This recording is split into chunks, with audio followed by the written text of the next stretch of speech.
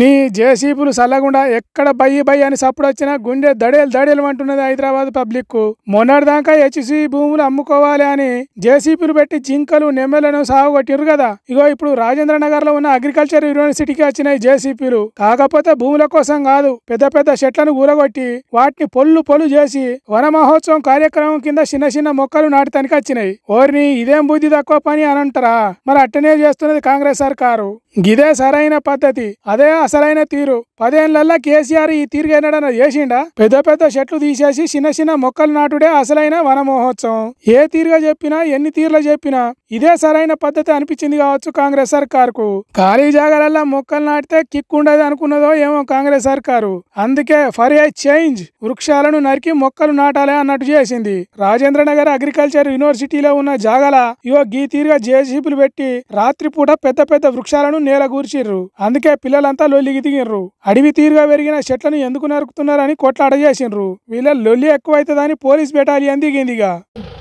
అంటే హరితహారం చేయడానికి 30 జేసీబీలతో చెట్లు నరికేపించి చిన్న చిన్న చెట్లు పెట్టిపోతారు సార్ వచ్చి.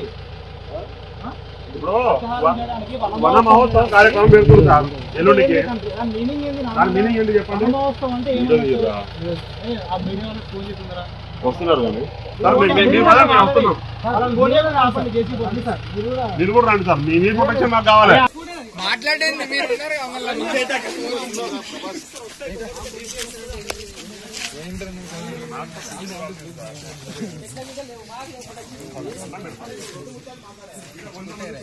ఇన్నరా వన మహోత్సవం అంటే ఏంటిది?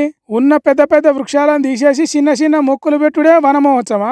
లాగుదోడు గాని పోరలను అడిగినా చెప్తారు కదా. ఎందుకు సార్లు ఇట్లా చేస్తున్నారని అడిగితే నోరు మెదుపుతలేరాట పోలీసోళ్ళు. ఈ ముచ్చట బయటికి తెలిసి కాంగ్రెస్ సర్కారు చెడ్డ పేరు వస్తుంది అనుకున్నారో ఏమో. అగ్రికల్చర్ యూనివర్సిటీ వీసీతోని ఓ ఉత్తరం విడుదల చేయించింది సర్కారు. బొటానికల్ గార్డెన్ లో ఉన్న పనికిరాని చెట్లను తీసేసి ఔషధ గుణాలున్న మొక్కలు నాటేందుకే ఇట్లా చేసినాము తప్ప పెద్ద చెట్ల జోలికి పోలేదని చెప్పిండట.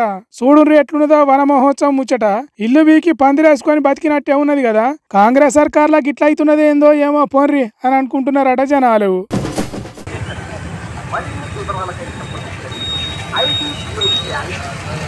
చెప్పుకుంటే సిగ్గుపోతుంది, చెప్పకుంటే కష్టం తీరది అన్నట్టే ఉన్నది తెలంగాణ పోలీసులకు వచ్చిన కష్టాలు. రోడ్ల మీద కార్లు బండ్లు ఆపి ట్రాఫిక్ జామ్ చేసిన వాళ్ళను చక్కగా చేసే పోలీసులే పాపం ఇగో గిట్లా రోడ్ల మీద కార్లు నెట్టుకోవాల్సి వస్తున్నది. బీఆర్ఎస్ సర్కార్ ఇచ్చిన పోలీస్ కార్లు ఎక్కి పెట్రోలింగ్ చేస్తున్నారట పోలీసులు. ఏమైందో ఏమో నడివిటినా ఆగిపోయిందట పోలీస్ కారు. ఏందని చూస్తే డీజిల్ అయిపోయిందట. ఎక్కడికంటే అక్కడికి కుయ్యి కుయ్యి అని రువ్వడిగా ఉరకాల్సిన కార్లు సతాయించుతుండే వరకు ఇగో గిట్లా గాయ అవుతున్నారు పోలీస్ సార్లు. జగిత్యాల జిల్లాలో మొత్తం పోలీసు కార్లకు ఖాతాలు పెట్టి డీజిల్ పోయిస్తున్నదట సర్కారు. అట్లా పోసిన డీజిల్ బాకీ ₹1 కోటి దాటిపోయిందట. పాత ఖాతా కట్టకుంటే కొత్త డీజిల్ పోయారు కదా బండ్లకు. డీజిల్ లేదు గీజీ లేదని ఎల్లగొట్టినరట పోలీసులను. చేసేది ఏమి లేక సొంతంగా జీతాల నుంచి కొంత పెట్టి కొద్ది కొద్దిగా డీజిల్ పోసుకుంటూ తిరుగుతున్నారట జగిత్యాల పోలీసులు. కుయ్యి కుయ్యి అని మూత మోగుకుంటా తిరగాల్సిన కార్లు డీజిల్ లేక మొరాయిస్తున్నాయట. రోడ్ల మీదనే ఆగి పోలీసుల పరువు తీస్తున్నాయట.